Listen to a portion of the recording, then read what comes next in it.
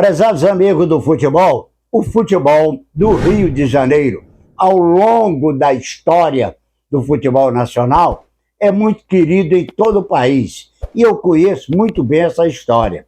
Conheço por militar há muitos anos no futebol e por leitura também. Eu tenho um grande arquivo, inclusive com revistas históricas, revista Placar, revista Manchete Esportiva, Esporte Ilustrado, livros. Então, eu estou muito por dentro da história de Flamengo, Fluminense, Botafogo e Vasco da Gama.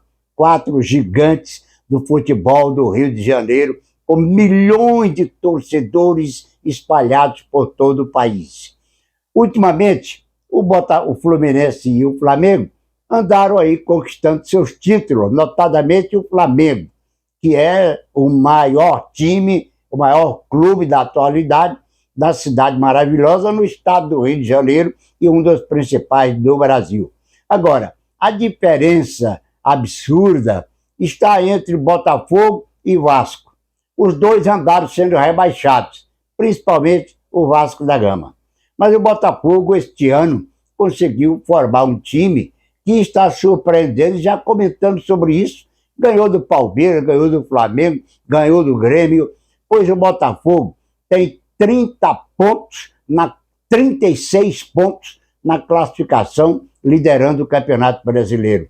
E o Vasco está lá embaixo, na zona do rebaixamento, com 9 pontos. Que goleada, hein, do Botafogo. 36-9. Como é que isso pode acontecer no futebol do Rio de Janeiro? Um Vasco da Gama desse, o Botafogo se recuperando. Será que tem tempo aí para a coisa mudar? Eu devo dizer o seguinte: o Campeonato Brasileiro tem um histórico que mostra que em todas as edições, alguns times disparam, depois tem uma queda. 5, 6 jogos sem vitória. Depois até consegue a recuperação novamente. Será que vai acontecer este ano? 14 rodadas realizadas. O Botafogo disparadíssimo, 10 pontos de vantagem sobre o segundo colocado, que é o Clube de Regatas Flamengo. Falta muita coisa. São 38 rodadas. Tivemos 14 rodadas. Então, quem é que vai realmente mostrar capacidade técnica para se manter no topo da competição e quem é que, estando lá embaixo, na zona de rebaixamento, vai ter como se recuperar?